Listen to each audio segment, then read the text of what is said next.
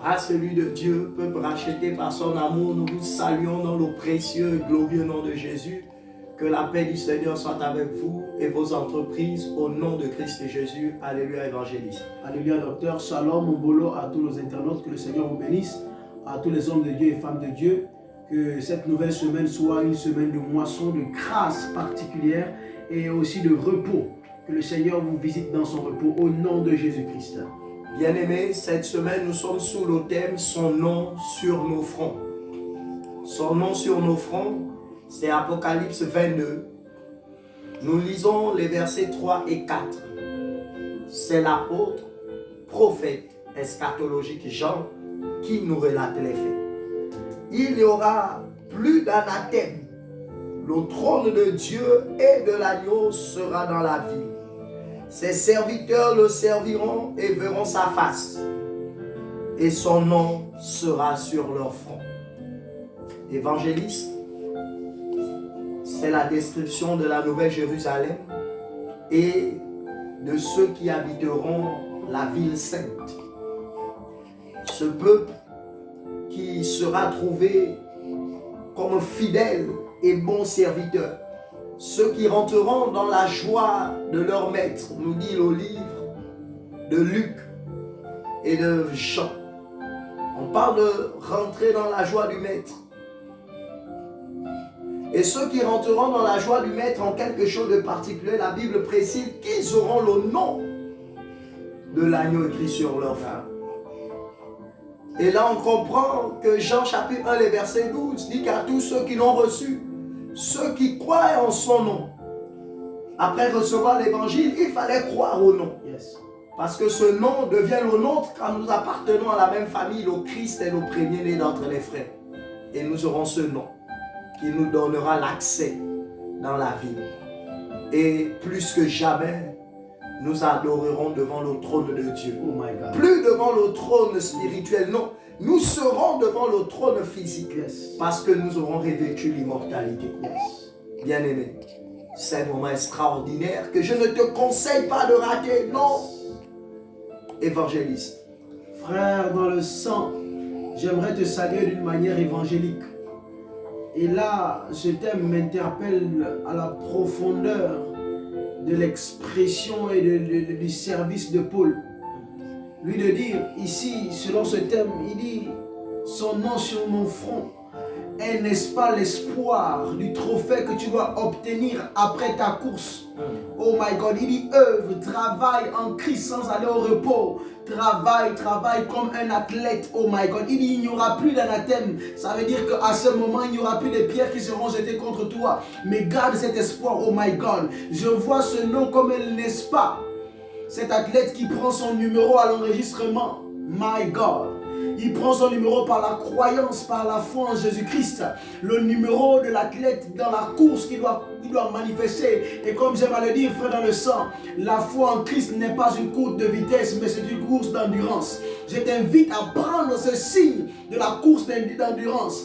Oh, l'espoir et le trophée qui est la personne de Jésus-Christ, ce signe sur le front. Oh my God, il ne parle pas du signe de la bête, il parle du signe de Jésus-Christ. L'inscription de Jésus-Christ sur ton front. N'est-ce pas le sang et l'eau qui ont coulé, qui, n'est-ce pas, te fortifie chaque jour, frère. Frère, garde espoir. Je ne sais pas qu'est-ce que tu es en train de vivre, mais j'aimerais t'annoncer ce soir, j'aimerais t'annoncer cette semaine qu'il y a quelque chose de particulier. C'est que le nom de Jésus-Christ reste ton trophée. Il a dit qu'il écrira ton nom sur un caillou blanc. Il n'y a que toi et lui qui connaîtra cela, frère. Tu as le potentiel de pouvoir ouvrir le ciel maintenant afin de permettre à ce signe, de permettre, n'est-ce pas, à ce nom sur ton front de commencer à donner une lueur dans laquelle tu vas courir, dans laquelle tu vas garder espoir. Tu ne baisseras pas la course. Frère dans le sang, ouvre les cieux maintenant. Ouvre les cieux maintenant, docteur. Oh my God. La Bible déclare dans le livre de Deutéronome 28, Yes. ce sont les paroles des Pentateuques avec le prophète Moïse. Yes. Il dit, ils verront que vous êtes appelés du nom de l'Éternel et ils vous craindront. Yes. La crainte est là. Moïse est dans la dimension spirituelle. Yes. Il dit, ils verront que vous êtes appelés du nom de l'Éternel. Si nous sommes appelés, c'est que le nom est écrit. Yes. Et là, il parle de l'adversité. Parce que la suite des versets 14, on nous parle de la malédiction. C'est le monde de l'esprit. Yes. Et dans la Nouvelle Jérusalem, ce nom sera sur notre front. Et dans le monde de l'esprit, le front est le tableau de l'âme. My God, yes. Le front est le tableau de l'âme. C'est pourquoi on parle du signe 666. C'est également sur le front. C'est le tableau de l'âme. My God. C'est le signe du triomphe ultime. Et là, quand Paul disait, j'ai combattu le bon combat, j'ai achevé la course. Il dit, maintenant la couronne de gloire m'est réservée. Parce qu'il voyait le nom, ce nom, au-dessus de tous les noms, qui est écrit sur le front et qui lui donne accès dans la ville sainte. La ville où l'adoration connaîtra son apogée, son excellence. La ville où les véritables adorateurs de Jean 4 promis et représentés à la femme samaritaine. Les véritables adorateurs recherchés par le Père. Qui auront trempé leurs vêtements et les ont blanchis dans le sang de l'agneau. Qui ont subi, qui ont annoncé et qui ont tenu ferme. La récompense, c'est le nom sur le front. Le nom au-dessus de tous les noms. Bien-aimé. Si l'intérêt guide l'esprit, My God. l'obtention du nom sur le front doit motiver celui qui voulait chanceler.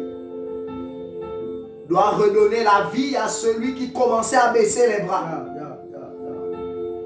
Doit réveiller celui qui s'endormait parce que le maître est déjà là. Le cri de l'époux est là. Et l'épouse, plus que jamais, doit se parer de ses vêtements. Les vêtements de l'évangile. Les vêtements de la foi. Les vêtements de la puissance du Saint-Esprit. L'agneau est là. Évangéliste. Frère dans le sang, écoute ceci. Je ne sais pas, ministre du Seigneur, dans quelle situation tu te trouves. Mais la Bible me dit que le jour, selon le livre de Marc, le chapitre 16, où tu as cru en sa parole et que tu as reçu le baptême, le ciel a célébré ton nom. Et en cette célébration, ton nom a été inscrit dans le livre d'or. Mais Apocalypse nous révèle que c'est après le service, donc entre le milieu là, ce qui se passe au milieu, si ton nom restera. Il a été écrit, je te rappelle, il a été écrit avec du crayon. Mais en réalité, pour que tu arrives à ce que ce livre soit écrit avec un stylo d'or, de l'encre d'or, il faudrait que tu apprennes ceci. Et la Bible dit, selon le livre d'Ésaïe, le chapitre 54, oh my God, il dit ceci, il dit ceci, il dit ceci. Toute âme forgée contre toi, toute langue qui s'élèvera contre toi sera nulle et sans effet, car c'est cela que l'Éternel a réservé pour ceux qui sont à son service. Alors je t'annonce ce soir, je t'annonce ce jour, que tout ce qui se lèvera contre toi sera nul et sans effet. Mais garde ce trophée, afin que ton nom ne soit pas enlevé, mais qu'il soit toujours gravé. Et qu'au travers de ton nom, maintenant, il soit dans la liste définitive de ceux-là qui porteront le nom, de ceux-là qui auront sur leur tableau le nom de Jésus-Christ de Nazareth. Sois béni, sois loué, sois glorifié de là où tu te trouves. Que la grâce de Dieu te localise maintenant au nom de Jésus-Christ de Nazareth. Le nom de l'agneau est sur ton front. Le nom de l'agneau est sur toutes les personnes qui t'entourent si elles ont reçu l'évangile. Tes noms fermes, l'agneau est là. L'agneau est présent. Que la grâce de Dieu soit avec vous au nom de Jésus. Amen. Amen.